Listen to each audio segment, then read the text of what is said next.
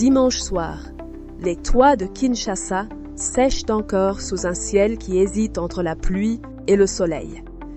Et pendant que le fleuve roule sa charge vers l'Atlantique, une semaine entière de faits, de tensions et de décisions s'est déposée sur notre nation comme un sédiment qu'il serait irresponsable d'ignorer. Bienvenue sur Inside News RDC pour cette édition spéciale de récapitulation hebdomadaire. De Brisbane en Australie, où certains d'entre vous achèvent leur journée de travail, à Rabat, où nos compatriotes suivent l'actualité du continent, jusqu'à Genève, où la diplomatie congolaise porte la voix de 7,8 millions de déplacés. Nous vous saluons avec la chaleur fraternelle qui fait la force de ce journal. La semaine du 23 au 28 mars 2026 a été d'une densité rare. Notre pays s'est retrouvé au carrefour de 3 urgences simultanées. La souveraineté de nos sols et de nos mines, la sécurité de nos frontières à l'est et la stabilité de nos institutions au centre. À Bandundu, les gouverneurs ont débattu pendant 4 jours de l'indépendance de nos assiettes. À Abu Dhabi, un gisement stratégique a changé de main dans l'opacité. À Lubero, les troupes se sont repositionnées dans un silence qui inquiète autant qu'il intrigue. Et à Kinshasa, le débat constitutionnel s'est invité avec la force d'une lettre manuscrite venue de prison. Ce soir, nous ne reprenons pas chaque détail. Nous vous offrons la mémoire vive des faits essentiels pour que cette semaine reste gravée dans votre compréhension de la République. La 13e conférence des gouverneurs de province, clôturée ce vendredi 27 mars à Bandundu-ville sous la présidence de Félix-Antoine Tshisekedi Tshilombo, aura été le rendez-vous institutionnel dominant de cette semaine. 4 jours de travaux, du 24 au 27 mars, en présence de la première ministre Judith Suminwa-Tuluka, du président de l'Assemblée nationale Vital Kamerhe et des 26 gouverneurs. Thème central, la transformation du secteur agricole, halieutique et pastoral. Sur la scène internationale, la RDC est engagée depuis janvier 2026 dans le nouveau cycle du KADP 2026-2035, adossé à la déclaration de Kampala sur les systèmes agroalimentaires résilients. Notre pays dispose de plus de 80 millions d'hectares de terres arables. Et pourtant, nous continuons de verser chaque année près de 3 milliards de dollars pour importer des denrées de base. Le président a formulé le diagnostic avec gravité, déclarant que nous ne pouvions plus accepter d'être un pays abondamment doté, mais insuffisamment organisé. La première ministre a articulé la réponse autour de 3 axes: concertation territoriale, mobilisation des financements pour la sécurité et réforme de la gouvernance. L'examen des réalisations parle autrement. Sur les 55 recommandations adoptées en juillet 2025 à Kolwezi, seules 5 ont été totalement exécutées. Cela représente un taux de réussite effective de 9%, loin des 74% affichés par le secrétariat de la conférence en comptant les dossiers en cours. Les gouverneurs eux-mêmes ont réclamé un moratoire sur les motions de défiance, estimant que l'instabilité politique dans les provinces paralyse toute ambition économique. Le Conseil des ministres, délocalisé ce même vendredi à Bandundu-ville, a instruit la réhabilitation d'urgence de la RN 17 reliant Mongata à Bandundu, la modernisation du port de Bandundu et l'assainissement du réseau énergétique de Kakobola. Le Conseil des ministres a adopté le projet de loi relatif à la mise en œuvre du Grand Inga, articulé autour de 5 piliers stratégiques: la protection de l'actif contre toute forme de prédation, la modernisation du cadre juridique, la transformation économique par l'industrialisation, la justice territoriale pour population riveraine et le rayonnement international de la République. Ce texte vise à transformer une promesse perpétuellement différée en réalité légale. Le défi reste entier: légiférer sur ce projet titanesque pendant que la centrale de Kakobola, inaugurée à 10,5 MW, peine encore à garantir une distribution électrique régulière à ses bénéficiaires immédiats. Pour le paysan du Kwilu, dont les récoltes pourrissent faute de routes praticables. Et pour le consommateur de Kinshasa, dont le prix des denrées dépend de ce corridor vital, les promesses de Bandundu ne valent rien sans le bitume qui les accompagne. Quand la RN17 s'effondre, c'est le portefeuille du fonctionnaire à la Gombe et celui du producteur à Bandundu qui s'asphyxient ensemble. Le président a également instruit la mise en place d'un environnement fiscal et administratif propice pour attirer les investisseurs dans le Grand Bandundu. À Kikwit, il a lancé de manière symbolique le courant de Kakobola, destiné à desservir près de 9 millions de ménages. Le programme PITAR, lancé en septembre 2025, attend toujours sa mise en œuvre effective. Le gouvernement demandant une feuille de route réaliste pour la mi-mai 2026. L'Assemblée nationale a par ailleurs déclaré recevable ce vendredi la proposition de loi de Jean-Pierre Passy-Zapamba sur la réforme de la gestion du portefeuille de l'État. Un texte qui vise à redéfinir les critères de nomination des mandataires publics et à renforcer les obligations de déclaration de patrimoine. La 14e session, prévue à Matadi en décembre 2026, sera le juge de paix de cette 13e édition. Cette semaine a révélé, avec une brutalité arithmétique, les 3 visages d'une souveraineté économique en péril. Le premier front est minier. Selon les rapports d'Africa Intelligence publiés le 25 mars, le gisement de Kabulungu, perle du Grand Katanga, a officiellement changé de main au profit d'International Resources Holding, filiale du conglomérat émirati International Holding Company. Le pivot de cette transaction, Kaumbo Mandumbu Bula, surnommé K, conseiller privé du chef de l'État et intermédiaire attitré entre Kinshasa et Abu Dhabi. L'opération s'est conclue en février 2026, loin des radars, sans que la GECAMIN n'ait pu exercer son droit de préemption légale, alors que le Code minier de 2018 impose une transparence absolue sur les cessions de titres stratégiques. Le contrat de 67 millions de dollars attribué à Milvest, filiale congolaise du groupe turc Mila Holding, pour la construction d'une base de drones à Kisangani, a concentré l'attention dès le mardi 25 mars. Les FARDC opèrent déjà des drones Bayraktar de conception turque contre l'AFC M23, tandis que cette même rébellion frappe Bangoka avec des drones Yatro, eux aussi d'origine turque. La même empreinte industrielle des deux côtés du front. Le 3e front est comptable. Le rapport de la Banque mondiale, remis le 24 mars à Kinshasa par Albert Zefak, directeur des opérations, a chiffré les pertes de nos entreprises publiques. 5,3 milliards de dollars en 10 ans, soit l'équivalent du budget annuel du secteur de la santé évaporé chaque année dans une opacité que les experts peinent à percer. Seules 10 des 20 grandes entreprises publiques ont publié leurs états financiers en 2024. Les dépenses de défense ont triplé en un an, atteignant 3,4% du PIB en 2025, poussant le déficit budgétaire de 1,9% à 2,9%.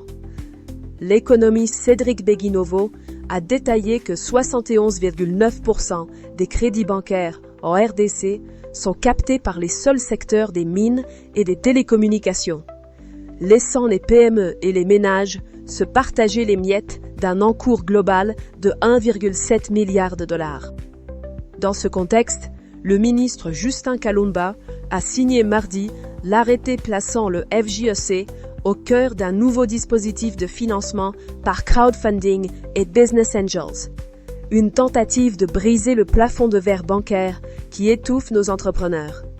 À Pékin, le même mardi, le ministre des Mines, Louis Watum Kabamba, rencontrait les dirigeants de China Min Metals Corporation, maison mère de MMG Kinsevere, un groupe ayant déjà investi plus de 600 millions de dollars au Katanga. Pour l'entrepreneur de la Gombe qui achète un générateur faute de courant Snell, comme pour le creuseur de Kolwezi qui voit le cuivre partir sans retour, la question est la même. À qui profite la richesse de ce pays? Les gisements qui deviennent des lignes d'actifs dans des portefeuilles étrangers et les milliards qui s'évaporent dans nos entreprises publiques sont les deux mâchoires du même piège. Le front sécuritaire a connu cette semaine deux développements de nature opposée mais d'importance égale. Le premier est venu de Kampala. Muhoozi Kainerugaba, chef d'état-major de l'armée ougandaise, a annoncé mercredi 26 mars la disposition de l'Ouganda à retirer ses troupes de toutes leurs positions, de Lubero à Maragi, en coordination avec notre gouvernement. Ce retrait des forces engagées dans l'opération Shujaa contre les ADF s'inscrit dans la foulée des discussions tripartites menées à Washington sous médiation américaine. Simultanément, les combattants de l'AFC M23, soutenus par Kigali, ont opéré un repli depuis Kipese vers Chitsumbiro dans le territoire de Lubero. Ce balai de troupes simultanées soulève une question fondamentale. Assistons-nous à une désescalade réelle ou à un repositionnement tactique dicté par les exigences de Massad Boulos aux Nations Unies? La société civile, force vive de l'Ituri, par la voix de Jean-Marie Ezadri, salue une accalmie relative, mais exige le désarmement effectif. Les accords de paix d'Arusha, signés en juin 2025, montrent des signes de fragilité, avec l'absence de certains groupes comme la CRP de Thomas Lubanga, qui refusent le dialogue. À New York, le Conseil de sécurité de l'ONU a tenu jeudi une séance publique sur la situation en RDC, sous la présidence de l'Américain Massad Boulos, exprimant une vive inquiétude face à la fragilité du cessez-le-feu et rappelant que les attaques contre le personnel onusien pourraient désormais être qualifiées de crimes de guerre.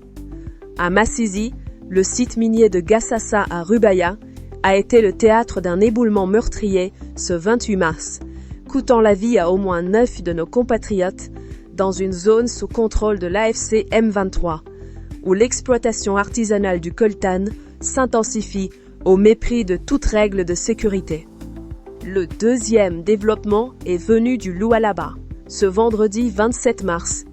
Lors d'une parade de la 22e région militaire, le lieutenant-général Bansamiland, chef d'état-major général, a présidé la présentation publique de plusieurs individus identifiés comme les rouages d'une filière de recrutement de l'AFC M23 au cœur même de nos forces armées.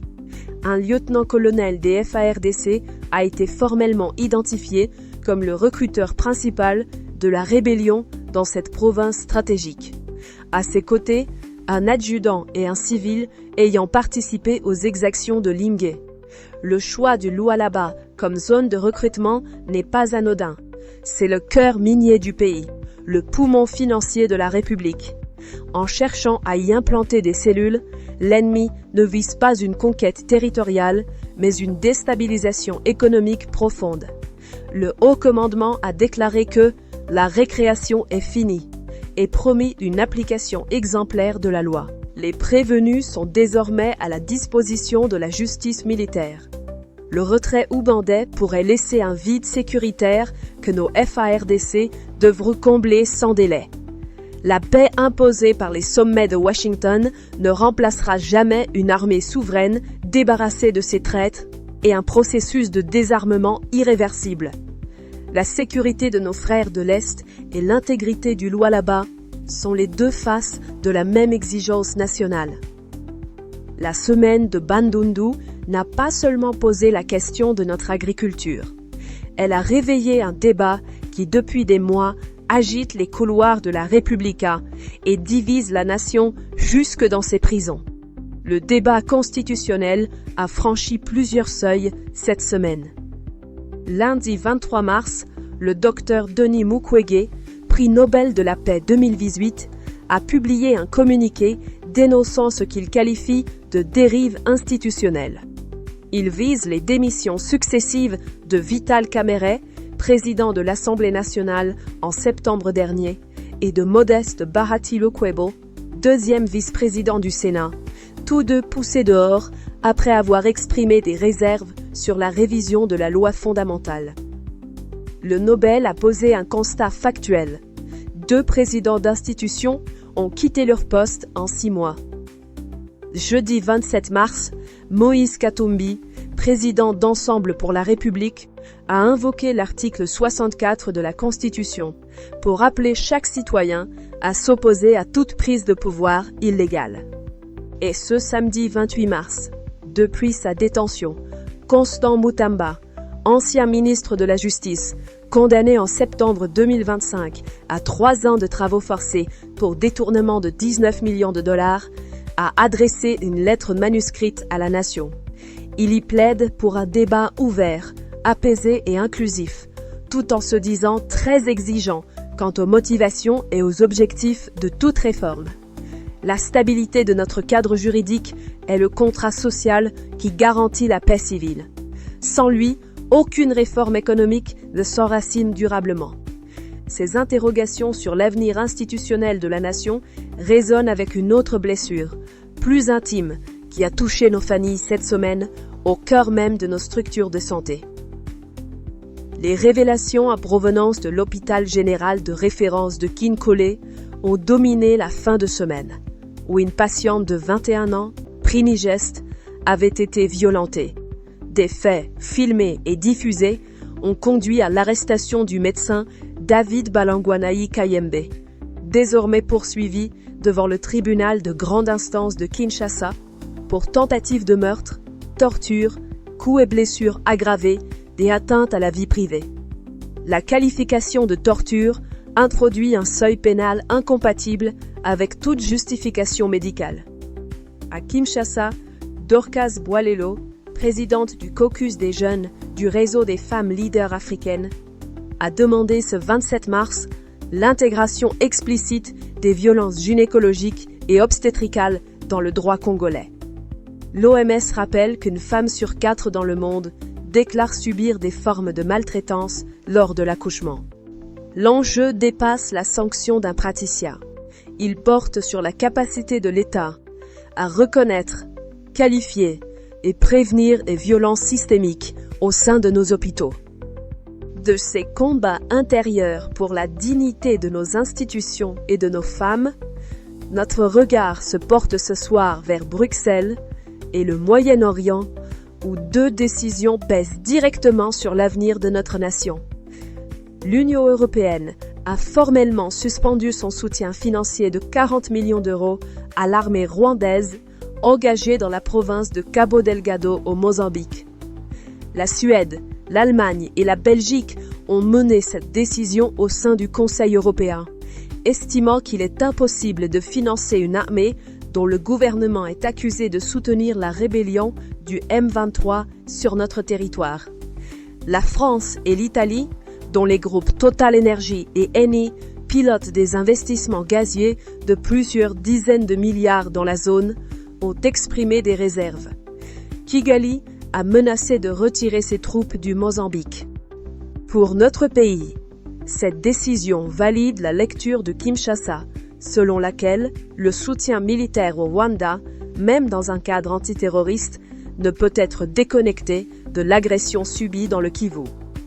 La conditionnalité imposée par ces 3 capitales européennes crée un précédent qui pourrait influencer d'autres partenaires du Rwanda. Pendant que Bruxelles redéfinit les lignes de son soutien sécuritaire en Afrique, un autre front mondial frappe nos foyers avec une violence immédiate, celui du pétrole. Le baril de Brent a atteint 1104,57 $ ce samedi 28 mars, en hausse de plus de 50% depuis le début du conflit impliquant les États-Unis, Israël et l'Iran. La fermeture effective du détroit d'Ormuz, par lequel transite un 1/5 des flux énergétiques mondiaux, bouleverse les chaînes d'approvisionnement. Le Pentagone envisage l'envoi de 10 000 soldats supplémentaires au Moyen-Orient. Le président Trump a prolongé le délai pour une frappe sur les infrastructures iraniennes jusqu'au 6 avril. mais Téhéran a rejeté le plan américain en 15 points. Pour notre pays, la conséquence est directe. Chaque dollar supplémentaire sur le baril comprime notre approvisionnement en carburant, alourdit la facture de transport et fragilise la santé financière des foyers. À Goma, les prix de l'huile végétale ont bondi de 28 à 45 dollars le bidon de 20 litres en 15 jours. Le gouvernement sominois a engagé des mesures dérogatoires, mais notre souveraineté énergétique se mesure à notre capacité de résister à des tempêtes que nous ne contrôlons pas. De ces pressions internationales qui compriment notre économie, notre attention se porte sur les faits qui, au fil des jours, ont dessiné le visage complet de cette semaine sur l'ensemble du territoire. Le lundi 23 mars à Kinshasa, le président Tshisekedi a présidé la table ronde des bailleurs consacrée au RGPH2, notre deuxième recensement général depuis 1984. Budget total, 192 millions de dollars. L'État a versé 30 millions, l'ONU 3 millions. La Banque mondiale annonce 100 millions sous réserve d'approbation de son conseil d'administration. La BAD propose 80 millions en cours d'instruction. Diane Keita, directrice exécutive de l'UNFPA, a prononcé la phrase la plus lucide de la journée. Les annonces sont parfaites. J'attends les décaissements. À Paris, mercredi 25 mars, Gandhi Juna, mondialement connu sous le nom de Gims, a été interpellé à l'aéroport Charles de Gaulle et placé en garde à vue par l'Office national antifraude pour blanchiment d'argent en bande organisée. Le détenteur d'un passeport diplomatique congolais depuis 2022 fait l'objet d'une enquête du parquet national anticriminalité organisée portant sur des montages immobiliers entre l'Europe et Marrakech. La présomption d'innocence demeure, mais la question de notre diplomatie d'influence est posée. Il a été libéré après 48 heures de garde à vue et placé sous contrôle judiciaire. La coopération sanitaire entre Kinshasa et Washington a franchi un cap historique cette semaine, avec la signature d'un protocole d'accord de 1,2 milliard de dollars sur 5 ans, annoncé par Tommy Piggott, porte-parole du département d'État.